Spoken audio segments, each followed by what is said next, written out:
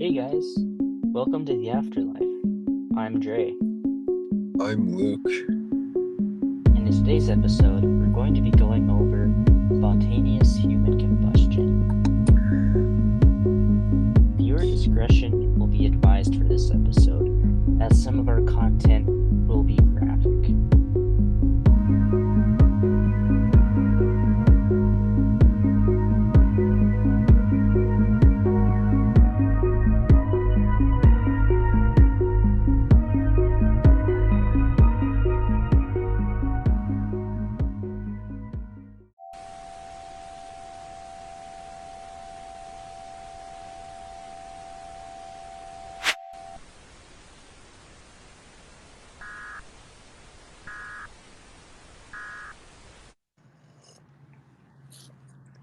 So, what is spontaneous human combustion? So, within the past 300 or so years, there have been roughly about 200 cases of spontaneous human combustion. So, a spontaneous human combustion is really just a case of someone burning internally, but the heat will be so extreme that it'll take the person and it'll turn them quite literally just to ashes. Maybe there's like the remnants of an arm, of a leg, of a foot, of a skull, but there's really nothing that's left over. Now, what's peculiar about spontaneous human combustion is the source of the fire. Where is it coming from? A lot of people believe it has to do with gases in your stomach, maybe bacteria, but nonetheless, the common belief is that the heat, the fire, the ignition just comes from within your body. Now, another thing about spontaneous human combustion that sets it apart from other fires and maybe a house fire is that the fire never really spreads beyond the person. And we'll see in this case with Mary Reeser, her chair was completely burnt down, parts of the the wall were scorched. But the thing is, the apartment never caught on fire. And that's something that we'll kind of see here. And I mean, anyone who's ever, witnessed a fire, there's some things, in our day-to-day lives that are extremely flammable. You know, everything from curtains to rugs to our some clothes that we wear, even fabric softener. You know, that to some degree can make your clothing that much more flammable. But again, the fire would spread from your body to maybe potentially a chair, a drape, but in these cases we don't see that. You know what's something I just thought of?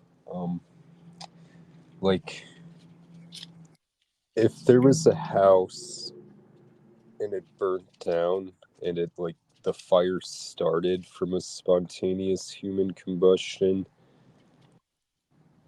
and it the whole house collapsed or whatever, like then how would they know?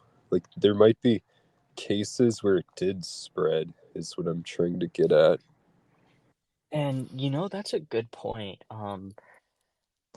There could be cases and no one would really know. I do know that in cases when a fire occurs, there's always a set of detectives that specifically have that job. They investigate fires. Um, I don't really know the procedure of like how they tell from where the fire started and all, but they kind of try to piece together a puzzle. So that could very well be in this case, and we'll kind of go into this, and we'll come to find out they had no idea how it started.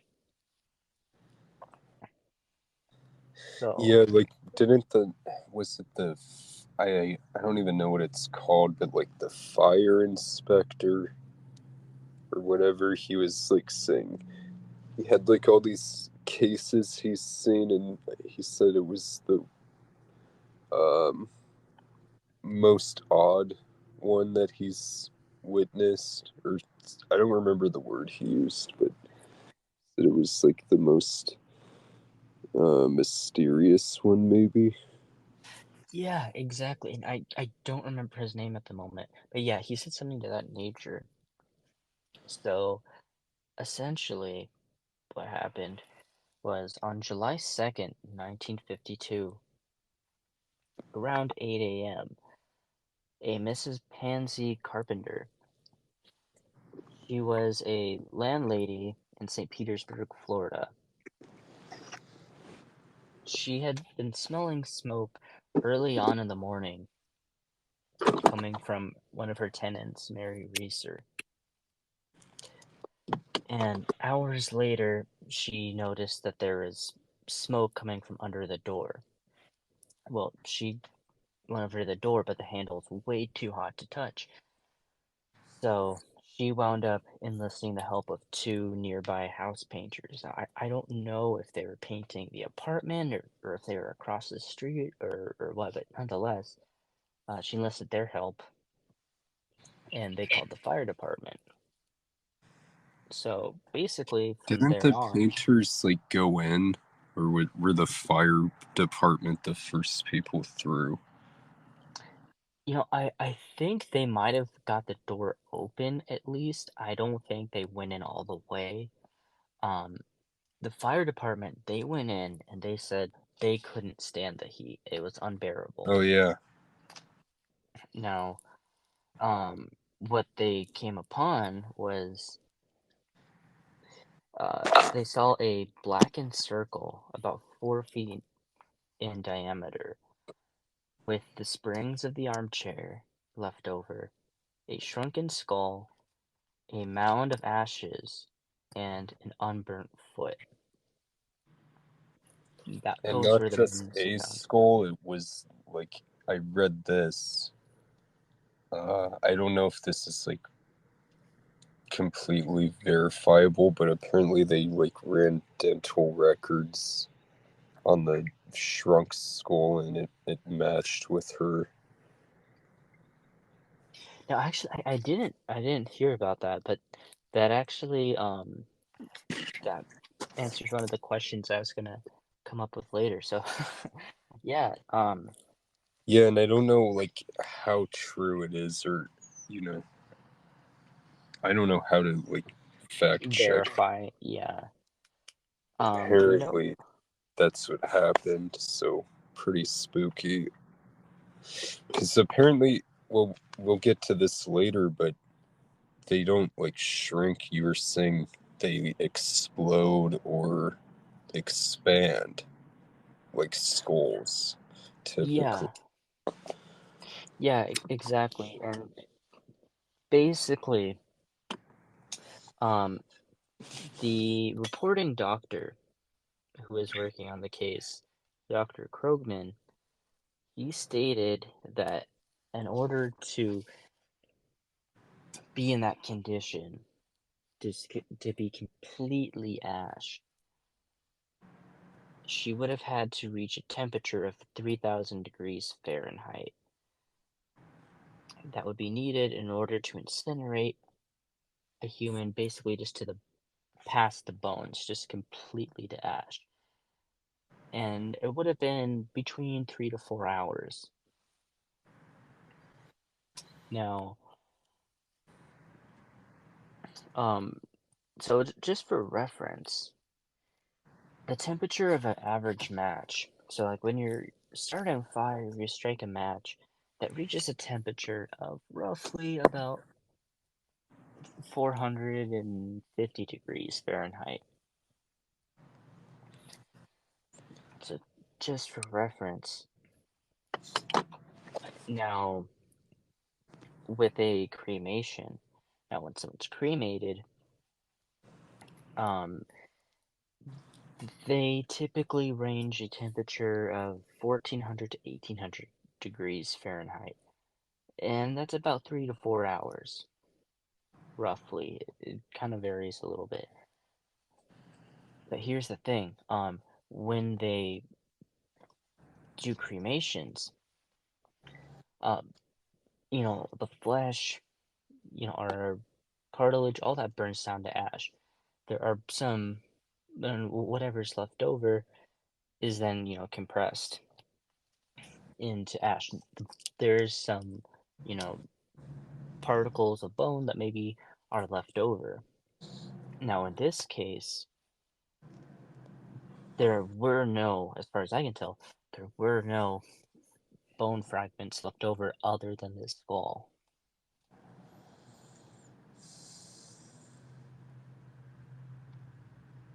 And that's one thing that you brought up. And like the foot, I guess, like Right. underneath it, but the foot was like normal, like it was Yeah, like as it was before she was burnt. Um, exactly. The foot was left unlike the untouched. skull. Exactly. And that's one thing about the skull that's peculiar is the skull. It actually reportedly it shrunk. Yeah, like you were saying, and it shrunk to roughly about the size of a teacup. Now, teacups, vary in diameter. Um, so I'm guessing between maybe the size of a softball to maybe a baseball. That's still really small, or like a grapefruit or something. That's Um, that. yeah, crazy small. It just doesn't Yeah, make sense, and we'll go through the theories and um, why you said this. Why the skull kind of just disproves all of them, or it just throws in a monkey's wrench, basically. And what I wanted to ask you next, unless we're gonna keep covering this, is the melting points of hmm metal. So I found that interesting because you would think like the melting points would be higher than bone, but it seemed like a lot of the metals it was lower. yeah. So I mean, like for your, and again, we're not experts in this by any means. This is kind of research that I kind of tossed up together, but um, for something like a light metal, I think it ranges like maybe just about, it's maybe like aluminum, maybe something like that, maybe about like 1,000 degrees. Its melting point. It's a lighter metal. Um, but for something heavier like cast iron, so cast iron's melting point is 2,200 degrees Fahrenheit, whereas titanium has a melting point at about 3,040 degrees Fahrenheit. Now, here's the thing: softer metals like gold, bronze, um, copper, they're all way higher up on the level of metals that are softer. They have um, lighter melting temperatures. Now, in this case, and we go back to Dr. Krogman, who stated that a temperature of 3,000 degrees Fahrenheit, well, that way surpasses that of cast iron. Cast iron's melting point is, about 2,200 degrees Fahrenheit. Well, that's like way past that. And it's roughly about the same, you know, melting point as titanium. So, Yeah, and I guess the one thing we don't know is how long it takes for them to melt. Like we know it, the doctor guy at least was saying it takes 3 to 4 hours at 3,000 for the body, but for the metals I, what I'm wondering is that just the temperature to get the metal to melt instantly, or is that 8 hours at that temperature? I don't know. I'm honestly, I don't know 100% for sure. Um, Maybe some of you guys that might know, you can chime in down below, if you guys happen to know. But I believe it doesn't melt instantaneously. It has to Yeah, melt inside a controlled environment. yeah, Um, you know, for that's wild though. I would assume like maybe half an hour. There's like a lot of videos you see like around, you know, these days of people melting, you know, pennies for copper, or making blades, out of melting copper or other metals. So I'd say that I would just assume that every sort of metal has a different timing, just like cooking, that it would take to completely melt it down. I would assume maybe like in half an hour to an hour, maybe longer. I'm not exactly quite sure.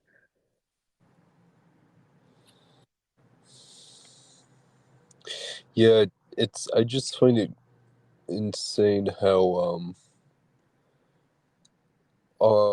the temperature to melt bones is so much higher than most metals and on par with titanium, if that's all true. If it's Yeah, about the same amount of time. yeah, and you see what's interesting is bones, they don't really melt.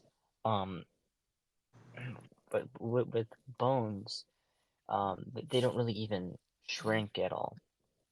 And that's what's so peculiar about this case is the skull shrunk to about the size of a teacup. Well, skulls they don't shrink. Um, and in doing some research, here on YouTube, I saw that people on the same case were saying skulls have a tendency to actually, in this case, um, would break down, or maybe even expand. They don't really shrink down. That's not really even heard of. Now, what I had done a little research on is when the bone marrow dries out of a bone, and when the moisture is gone, the bone will kind of shrivel just a little bit, and once it loses all that moisture, it'll kind of shrink just ever so slightly. But um, according to the research that I have done, it's not really enough to the point where it's insanely noticeable.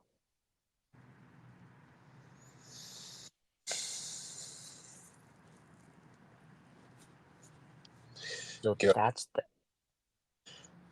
so and that's what's so baffling about this case is is the skull, because the other thing is um some of the items in her apartment were just completely left untouched. Like we said, the chair had completely burnt down. There's just the springs that were left. Um, they said there was an oily soot on part of the ceiling and on the wall. Um, there was a stack of newspapers, reportedly, within a close proximity of her, that's completely left untouched. Just a stack of newspapers, not one mark on it. And there were three candles, I believe, and it was off to a table, um, again within a close proximity. And the wax had melted from them, but the candle wicks were left straight up.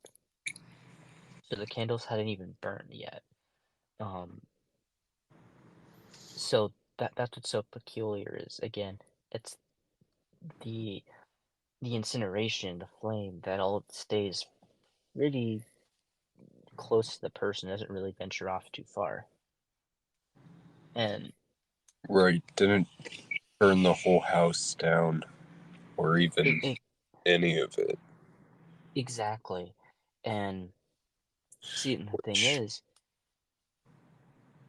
it just and makes me think it maybe started from the inside of her.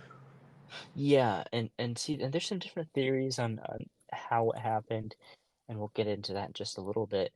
But see, the thing is that her neighbors that live across the hall, no one had any idea. There's no indication that there was a fire. No one smelt anything. Um, no one you know felt any rush of heat or anything. Nothing like that at all. Um, and for something to be that high, well, you gotta think. Well, it would burn completely through the floor. I mean, I don't know what floor she was on, but I'm imagining if it's like a second floor, it would probably burn through the floor and into the next, room below her. Or at least, if it's on the lower floor, it would spread up half the side of the building for something to be that hot. But nothing Right. at all, dude. I mean, Which leads me to believe it's like a lightning ball or aliens or demons or yeah, like her organs burned up or something like that. What if it's like that? I don't know. Just it's just odd how it doesn't spread, even if it does start internally. yeah, and see, and that's the thing. No one really knows. And one of the theories is called the Wick effect. Um, so basically, this is probably the most uh, normal theory out of all of these. Um, but when Mary Reeser, when she was seen for the last time by her landlady, she said that she was going to take a couple sedatives and she was smoking a cigarette. Well, there's been loads of fires that have been started by someone falling asleep, maybe smoking. Um, but the thing is that so baffling is people always say, okay, well, maybe she would have jumped up, maybe she would have woke up. Well, I do know that a lot of people, and that comes up in not just spontaneous human combustion, but in stories of house fires. A lot of people always ask, well, how come the people didn't wake up? How come they didn't feel the heat or smell smoke? Well, some people get uh, carbon monoxide poisoning just from the smoke. So Yeah. they'll die from the smoke and not from the flames. So that I don't know. That could be something that plays into it. A lot of people were also theorizing it had to do with the sedatives. That could also be because a lot of people said, "Well, how come she sat still? How come she didn't move?" But see, and that's one thing that's really common in spontaneous human combustion cases is people not struggling. They don't move. There was one case. I think it was in Europe, I believe. This one guy, he witnessed his daughter actually bursting into flames, but he said she never flinched. She was just sitting in a chair.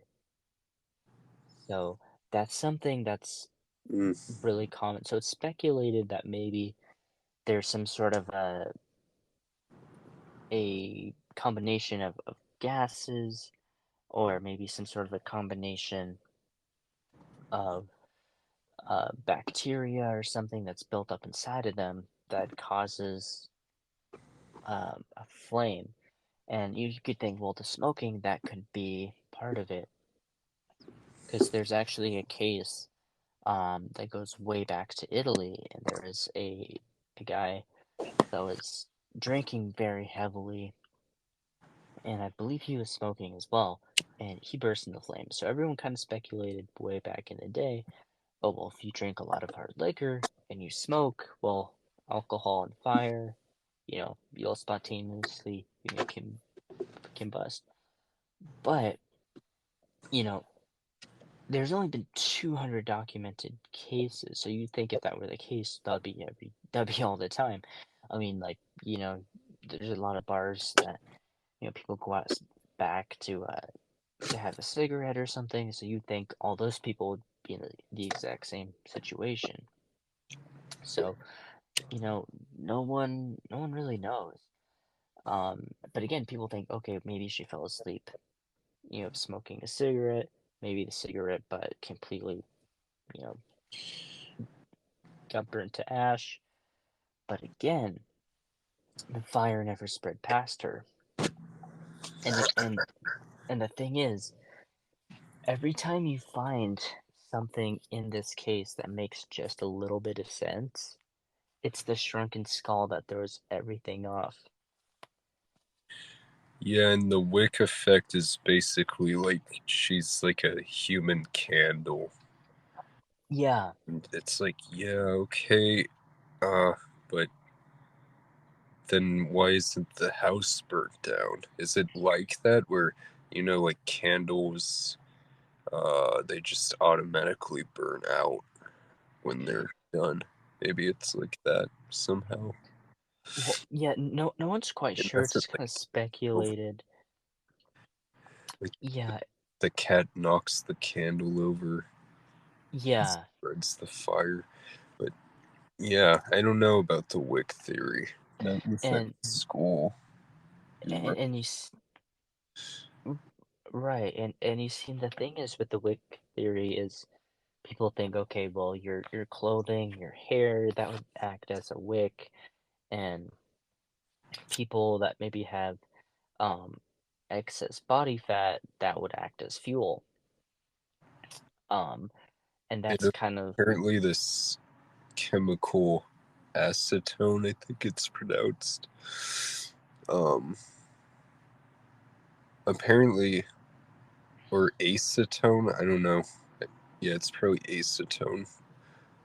Uh, but apparently, I think that's the one you can get from diabetes and drinking and stress and stuff, and it's highly flammable, kind of like fat,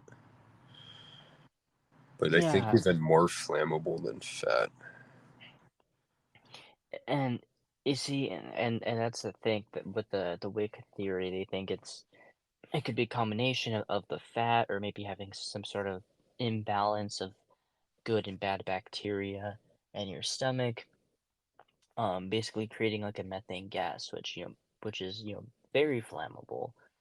So, but the thing that kind of challenges spontaneous human combustion is your body's made out of 70% water. So you think your organs and all that really wouldn't want to burn that well.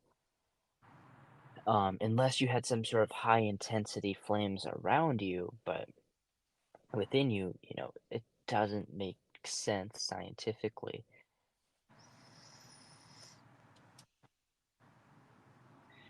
Unless there's the acetone thing where Right. you have that, maybe. But yeah, the 70% water thing makes this whole thing sound uh, like made up, but there's physical evidence, so it's so hard to just write off. Um,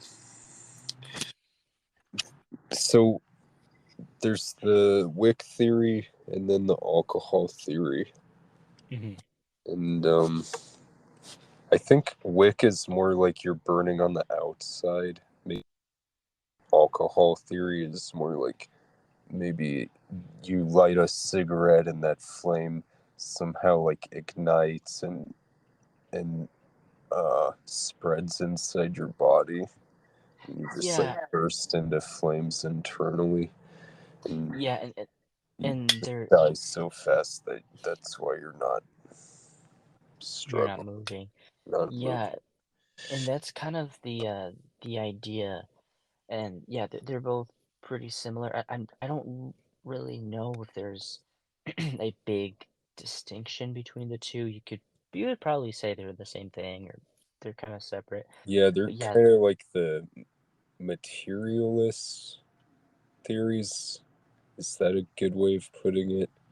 yeah, kind of like that. Or I'd say, if anything, they're the most um, scientifically accepted theories as far as spontaneous human combustion. But like I said, every time you think you have it figured out, it's just the shrunken skull, which really throws everything off. Um, so some of the other theories were, and again, this is one of the other kind of accepted theories, um, was Mary Reeser's son, who was a doctor actually. He had prescribed Mary Reeser the sedatives that she was taking. So some people kind of got to the conclusion they're thinking, well, what if he was trying to, you know, kill his mom? So he decided to try to, give her some sedatives, start a fire, make it look like an accident. Now, the thing that doesn't make any sense, again, is the skull. That doesn't make any sense for the skull to shrink down in size. So, um, there was a report, um, when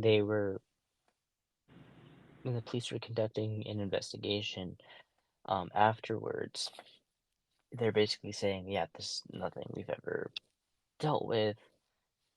Things don't add up.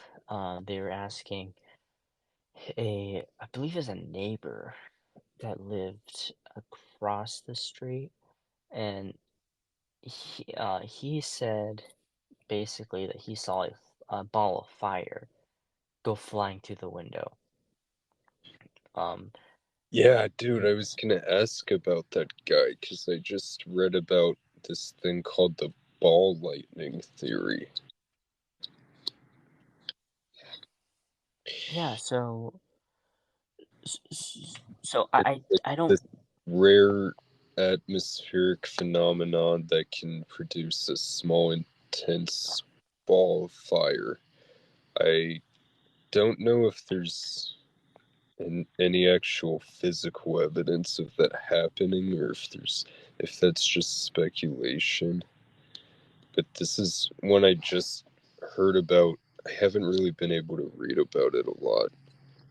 But what if that guy was onto something?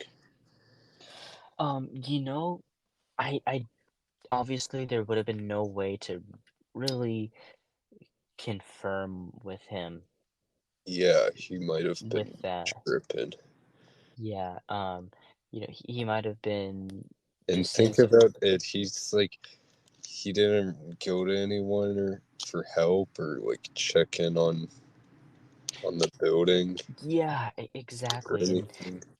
And you see, that's why a lot of people just didn't believe his story, that that's what he saw because of that. He didn't report it, he didn't try to investigate.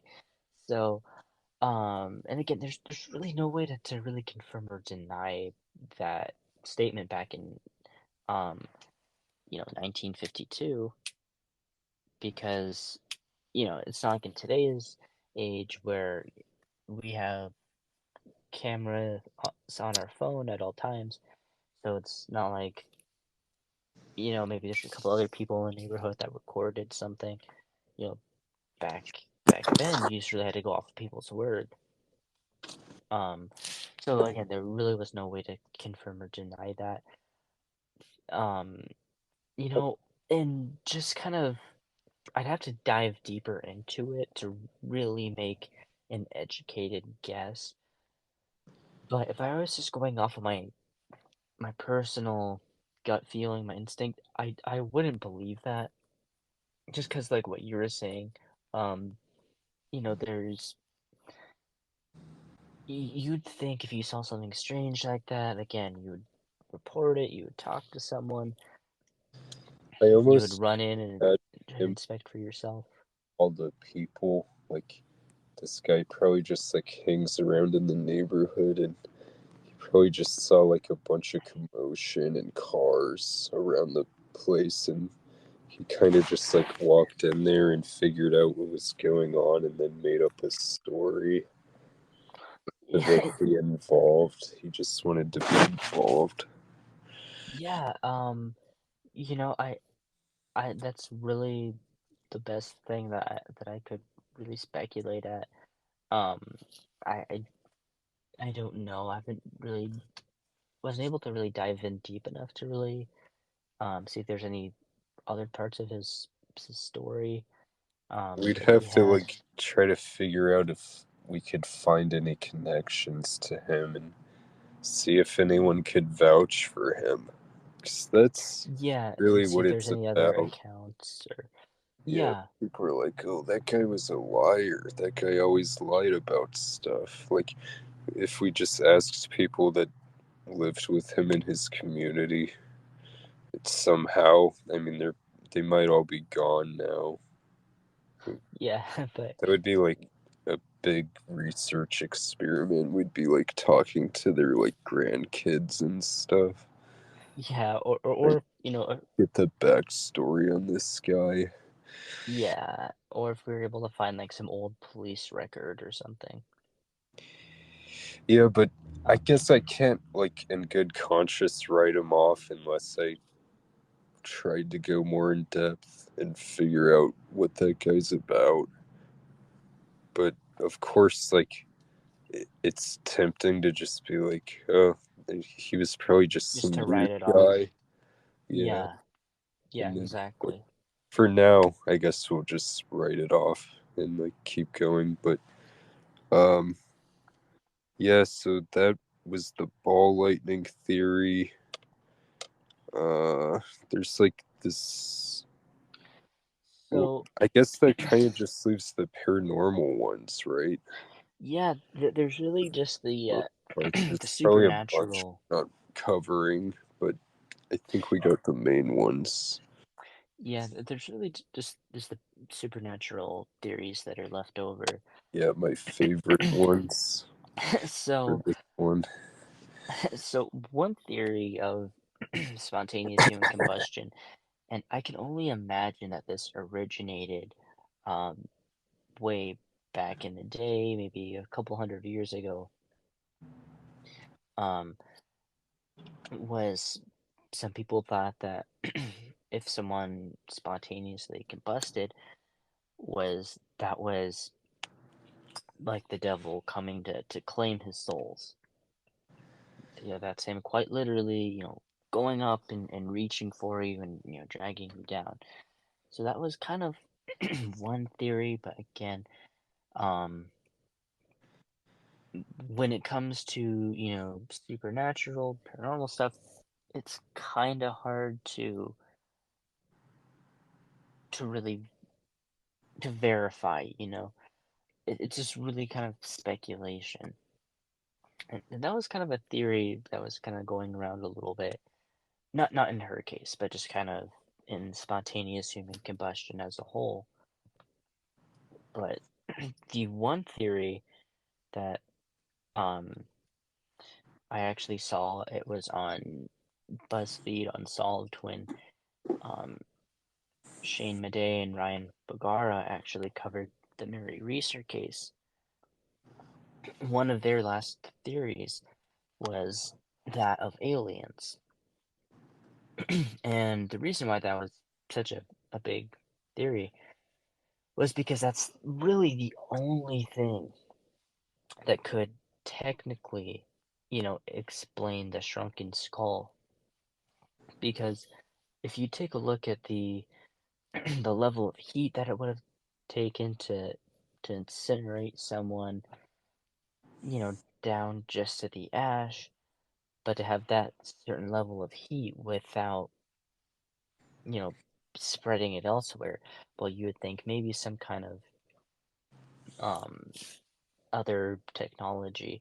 And that was actually one thing that in the research that I was doing, was that people were thinking maybe it was some kind of, military experiment or something like napalm or anything like that. Oh yeah, But they all have a very distinctive scent, I'm told. So, and there was nothing really of like a gasoline kind of scent or anything like that that would have been an indication to, oh, this fire started because of, you know, alcohol or gasoline or, something of that nature. So, and that just really leads again to aliens theory. So, some people were thinking, well, maybe they came down and they did some sort of like a shrink ray or maybe some sort of a an experimental kind of thing. And maybe in doing so it shrunk the skull. And is it the most plausible theory? Well, honestly, with spontaneous human combustion, I'd say they're all the theories are really plausible. That's really the only thing that could possibly potentially explain the shrunken skull. Um, and to put it as Ryan Bergara put it, you know, what would make it so difficult for aliens to treat humans the way humans experiment on lab rats and all, you know, to a completely otherworldly species. So, is that the right theory? Who knows? But it's one that actually kind of explains the skull to some extent.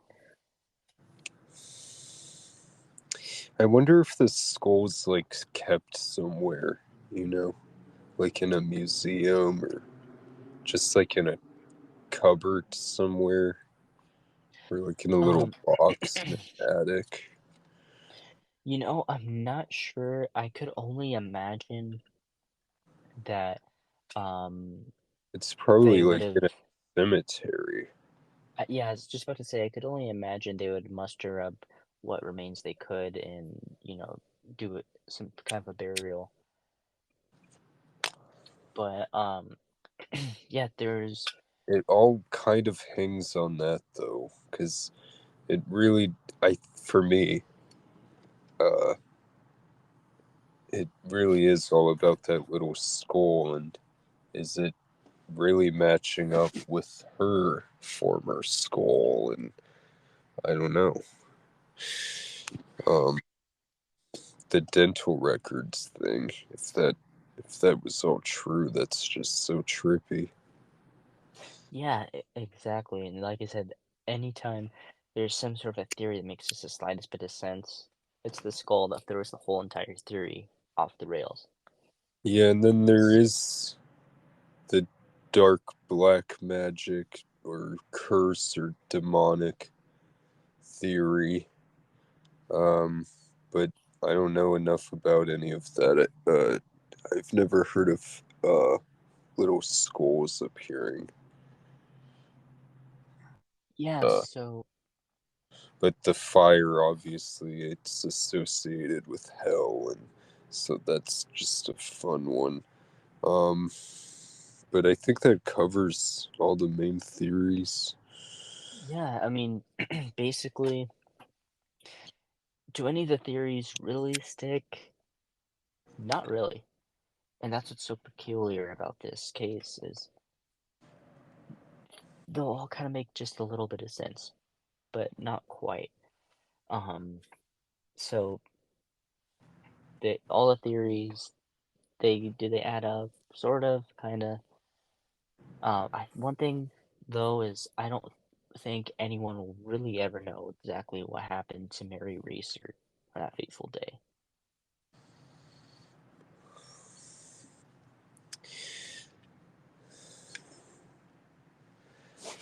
Yeah, dude. With that, we're at 46 minutes. Um, is there anything else you think we should cover in this episode? No, I think that's just about all the time we have today. Thanks for listening, everyone. Be sure to like and subscribe, and we'll see you next time.